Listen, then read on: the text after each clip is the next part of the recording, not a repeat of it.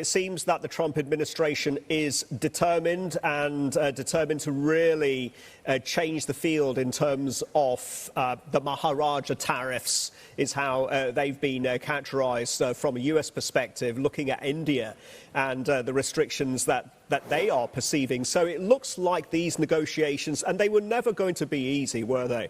Especially when agriculture, from India's perspective, is so politically and domestically sensitive. They have drawn significant red lines around protecting the dairy industry, protecting certain sectors of the agriculture industry.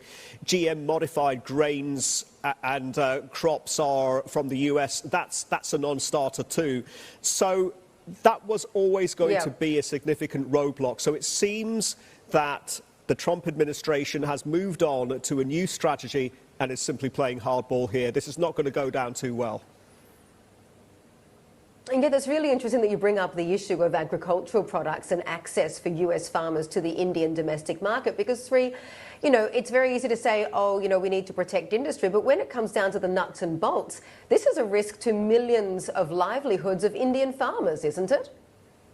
It is, absolutely, and we got a taste of that last year, just pre-election, and there were farmers who were protesting and taking that protest to the capital because of minimum support prices. So there are already issues domestically, and the prospect of India being arguably inundated with cheaply priced US farm goods was a bridge too far for the Indian negotiators, which is why they have drawn these red lines up.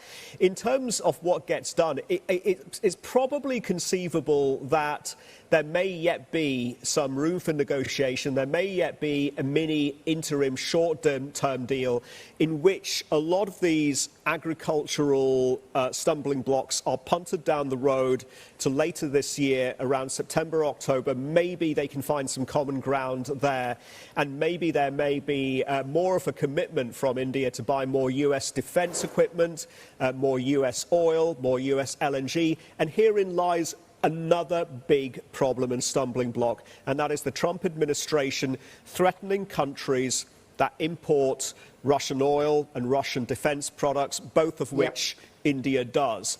And there's a threat there to slap tariffs that are going potentially up to the triple digits. So that is another potential area. But clearly, there is some vested self-interest going on here from the US perspective, because they want to seemingly pressure the Indians into buying more US oil, LNG, and defense equipment.